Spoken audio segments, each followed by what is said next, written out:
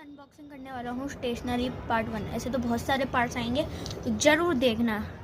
और इस वीडियो को देखने से पहले लाइक, शेयर और सब्सक्राइब करना 5 सेकंड में। 5 सेकंड।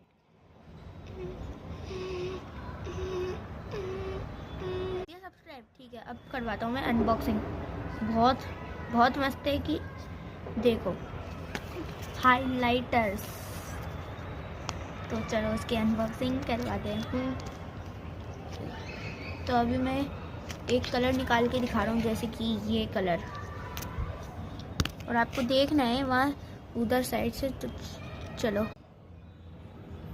देखो गाइस, यार इतना मस्त चल रहा है। तो मैं आपको सारे कलर्स चला के दिखाता हूँ। सारे कलर्स चलाने वाला हूँ। ये है जैसे कि और ये है अच्छे कलर्स। आपको कैसे लगा ये कलर? आपको कैसे लगा ये colours? Like, share and subscribe. Bye bye.